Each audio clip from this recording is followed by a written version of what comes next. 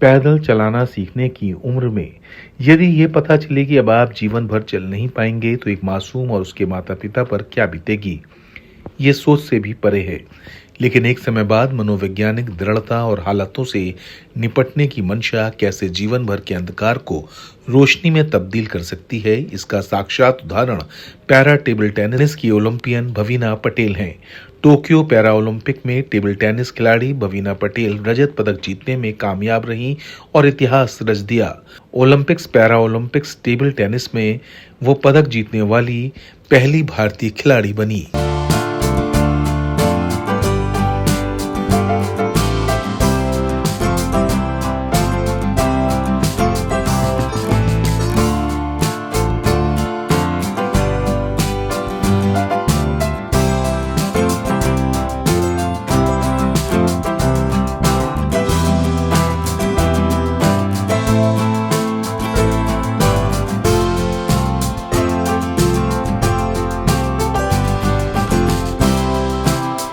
लेकिन क्या ये सब कुछ उनके लिए इतना आसान था?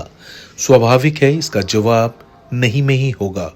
1 वर्ष की आयु में भवीना पटेल आम बच्चों की तरह पैर पैर चलने का प्रयास कर रही थी।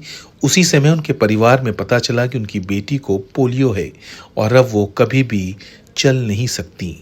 इंदौर में राष्ट्रीय स्तर की पैरा टेबल टेनिस स्पर्धा में शामिल होने आई भवीना पटेल बताती हैं कि वो आम बच्चों की तरह कभी चल नहीं पाई।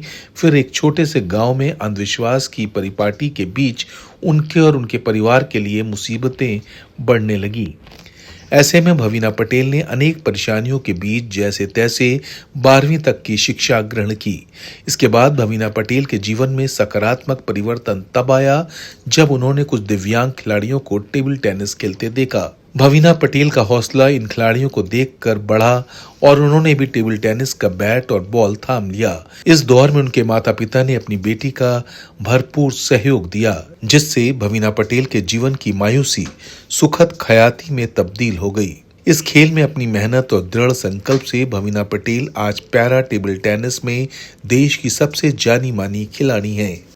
मैं 1 साल की थी और मुझे पोलियो हो गया। दिक्कतें ऐसी थी कि मतलब वो शब्दों से बयां नहीं हो सकती है, क्योंकि मतलब आप 1 हफ्ते पहले चल रहे हो, चलना सीखे हो और 1 हफ्ते के बाद आपको पता चल रहा है कि आपको एक इंजेक्शन डलवाया है और जिसकी वजह से आपको पोलियो हो गया, आप मतलब खड़े भी नहीं हो सकते। उसके बाद आपकी लाइफ में ही नहीं, मतलब पूरी फैमिली में, एंटायर फैमिली में वो मायूसी छा जाती है। और सेम चीज़ वो मैंने भी फेस की। लाइफ जैसे स्टॉप हो गई हो, कोई रास्ता ना दिख रहे, और मतलब पेरेंट्स के लिए भी एक मतलब बहुत बड़ी सोचने वाली बात हो जाए। और ख़ास करके आप जब एक गांव से बिलोंग करते हो जहां पर मतलब अंधश्रद्धाएं ज़्यादा चलती हो। कहाँ पर? जैसे कि मैं मेहसाना डिस्ट्रिक्ट के वडनगर तालुका के सुंडिया गांव से बिलोंग करती हूँ जी। तो मतलब दिक्कतें यही हो जाती है कि जो आसपास वाले भी होते हैं ना, वो ऐसे ताने भी मारते हैं, जो बूढ़े लोग होते हैं, तो वो ताने भी सुनने हैं। आपको तो सुनाते हैं लेकिन पेरेंट्स को भी सुनाते हैं। तो ये सब डिफ़िकल्टीज़ उस टाइम बहुत बुरी लगती है कि आपको एक तो आपके साथ कुछ गलत हुआ है, उसके साथ आपको ये सब चीज़ें भी सुनने को मिलती है। आप ऑलरेडी एक चीज़ को ओवरकम करने की कोशिश कर रहे हो, उसको पॉजिटिव, उसको उस चीज़ को बनाने की कोशिश करते हो, लेकिन आप नहीं कर पाते क्योंकि पब्लिकली लोकेलिटी इस तरह से माहौल बना देती है। बेचारे बुलाते हैं, आप पढ़ाई के लिए जाते हो तो भी आपको मतलब थोड़ा प्रायोरिटी अलग से दिया जाता है। तो बहुत सारी ऐसी चीज़ें होती हैं जिसकी वजह से मतलब वो चीज़ उस टाइम फील होता है। ये मतलब 12वीं तक मैंने पढ़ाई गांव में ही की और उसके बाद पापा को पता चला कि अहमदाबाद में ब्लाइंड पीपल एसोसिएशन करके एसोसिएशन है और वहाँ पर बहुत सारे ट्रेड चलते थे। वहाँ पे बच्चों को पढ़ाई के लिए मतलब कंप्यूटर सिखाया जाता था। बहुत सारे ऐसे स्किल डेवलपमेंट के लिए सब वहाँ पे सेंटर चलते थे। तो वहाँ पे मुझे लेके गए तो मुझे मेरी डिसेबिलिटी नहीं दिखाई दी, क्योंकि मेरे से भी ज़्यादा तकलीफ़ वाले वहाँ पे बच्चे थे। तब फिर मुझे फ़ील हुआ कि मेरे से ज़्यादा वो उनको मतलब वो चीज़ें उनको बहुत ज़्यादा फ़ील करती होगी। फिर तब से मैं अपने आप को पॉजिटिव वे में एक देखने लगी कि नहीं, मैं तो बहुत अच्छी हूँ। मैं तो गाँव से बिलॉन्ग करती हूँ, मैंने कभी सपने में भी नहीं सोचा था कि टेबल टेनिस जैसा कोई गेम भी होता होगा। उसमें भी बहुत सारी डिफ़िकल्टीज़ रही। जब मैंने शुरू किया तो बस ऐसे ही एज़ अ फ़न स्टार्ट किया था, लेकिन आज वो मेरा पैशन बन गया है।